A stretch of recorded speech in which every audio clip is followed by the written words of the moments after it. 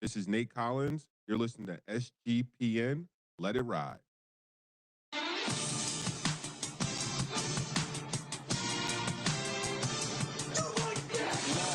Cox. He's one of those guys who will get penetration.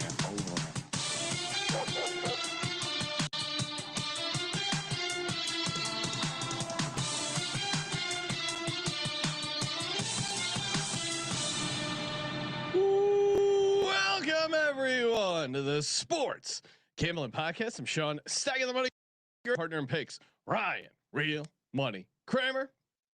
What's happening, Cram? Dog. Happy Sunday, Sean. Happy Sunday, last Sunday of the NFL regular season. We got a full slate. We are taking your calls live here on the Discord line. There's just, so much to get into. We'll get some last minute props, talk about some of the stuff we gave out on VSiN, talk playoff scenarios. Kirk Cousins, Ryan, woke up feeling ill. As he once said, if he dies, he dies. Yeah, he's done a lot of things. Yes, He's lived a full dad life. Now, of course, I've used that with the kids before. Got a heavy day of stuff. I'm feeling a little sick. Mom's gonna have to take you. I know what he's doing. This is and certainly all eyes are going to be on Atlanta and New Orleans there because the NFC South is up for grabs. If the Saints win, Carolina gets in. If Atlanta wins, the Tampa Bay Bucks get in. Kramer, you got to be sweating out some of your Bucks futures, division parlays. It's gonna be a wild ride here. Well, yeah, it's one of those things. I don't really. It's like I put myself in a position where the worst possible case could be the Saints covering but not winning. If the Falcons win and cover, I've covered. I have some bases covered. If the Saints win, obviously it activates a bunch of Bucks division parlays, and so yeah, it's going to be an interesting game, I guess. You don't think it's going to be a good game? We'll see. We'll see what Shuck looks like without his top target. Yeah, no Olave. There's a lot of. Some we saw coming. Some. Oh my God. These teams. Some were a surprise. The Nico Collins to me was as a healthy scratch was the biggest surprise of these late injury things because they don't want the 5 seed. The Texans, well, they're playing for the. You don't want a home playoff game. I think they see the Jags game I see as a. But still, I think you at least start them. Who knows? It's a division game. The Titans randomly could win, and then you set your receiver, your best guy, as a healthy scratch. That to me is kind of crazy to not play Nico Collins. That's a wild. Of all the ones, it's crazy. I thought, even the Dolphins shutting guys down. Brees Hall getting shut down we were told he wasn't going to get shut down. Yeah, I'll be curious. Brees Hall was to hear a medical professional's take on this. Waddle and Achan got shut down as well.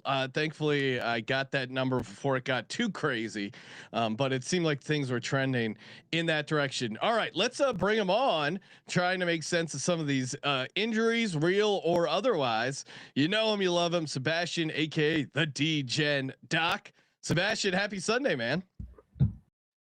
Whoa, what's happening? Sebastian, come back. Oh, there he is. Okay. There he is. All right, I'm here.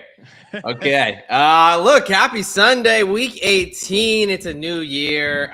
Same degeneracy. Yeah, people bitching and moaning about, week 18, what matters, what doesn't matter. Are you kidding me? What a great week to bet the National Football League. Coming off. It's fun.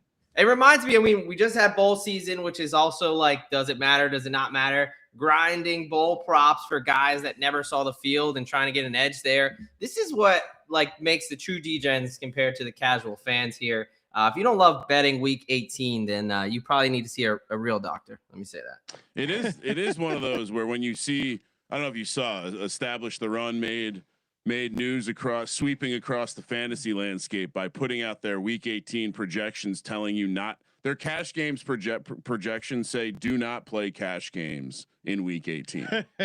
So we're now, not. why is that? Because It's too dangerous, too much volatility. It's like, what are we talking about? Preseason is the best time for this stuff. I think maybe they're saying you play these long shot DFS tournaments because of the I would imagine if you're a sharp, this is when you clean up. You scoop all the guys making lineups on the shitters. It is a good time to be getting in on the action. All right, Sebastian, what are the big injuries we've kept an eye on? I think Josh Allen does seem like he'll start, and then they'll get him out of that game. Yeah. What are some other big ones that you think could impact the game here? Yeah, this is there's a shit show of a week, but let's get into ones to talk. You talked about Nico Collins, which was a little bit surprising there. Probably gives you a mindset on the rest of that Texans, how they're viewing that game. Because I know that spread's pretty huge right now. So Brock Purdy last night, he got banged up, and Stinger, I know potentially whether it's going to be the Eagles or somebody else in the playoffs, non-throwing shoulder. Stinger usually takes about a week or two. Looks like it's minor. He will play, but it helps it's on his non-throwing shoulder. But I will say, if he takes another one of those hits, maybe in Philadelphia in the cold weather or something like that, it's going to hurt Brock Purdy. So that's one to watch. Lane Johnson expected to be back next week. I'm a little bit cautious because it's his first week back, and they're rolling him out for the playoffs in some cold weather. That Liz Frank sprain is not going to be great. But you were talking about ones today. There just looks like there's some teams that are flat out tanking like that. It's just kind of very obvious. Detroit, a major liability for their offensive line. I think they have 6 linemen on the injury report. We can know how Jared Goff is there. The Titans, the Chiefs, like there's just teams that are just sitting in mass amount of guys. I'm generally shocked by some of the guys not playing. Who's the most shocking, Ryan? Just any of the guys. To me, it was Nico Collins because they're still playing. Yeah, that's what I was still playing for the division. Like that to me is the craziest one. Some of these other, okay, if you're eliminated, I get it. Now, I like the Breece Hall thing. That could be like an agreement between.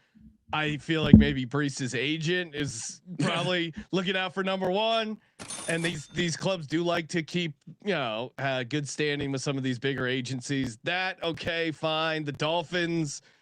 That's a little surprising because the Dolphins were certainly playing to win. I mean, they knocked out the Bucks last game, right? But I think literally no one in the Dolphins, especially with the cold, wants any part of that game out there. So, and you do have speaking of that Dolphins game, like the Patriots are going the opposite way. They just activated left tackle Will Campbell and defensive tackle Minton Williams. They are actively trying to play guys through, I know they've got the AFC East locked up. I know there's a small chance at the 1 seed if the Broncos lose, but yeah, you kind of got to watch out. Like that game is probably one of the biggest where you have one team that is very much playing their guys, and then the other team in the Dolphins that is trying to sit everybody possible.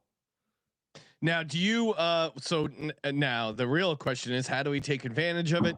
You've been on a nice run here, Sebastian, giving out some DGen plays, some other injury-related plays. What do you like here for Sunday? Yeah, last time I was here, we're gonna hit a nice 22-1. Yes. Herbert and Drake May, so that was nice. So I'm a little late to gloat, but I'll take it. All right, so looking here. One of them I'm going to start us out with, my New York Giants, and because they're playing Dallas defense, you got to take advantage of it. They're sitting guys like crazy, both sides, but give me the Giants team total over 23.5. I believe this is only not hit 4 times against the Cowgirls there. It's Jackson Darts playing. I don't care who else is out there. The Dallas defense is miserable. So I like that team total over. The other kind of side team thing I'm on is the Steelers plus the 3.5. You have the AFC North. It's just such a strong trend.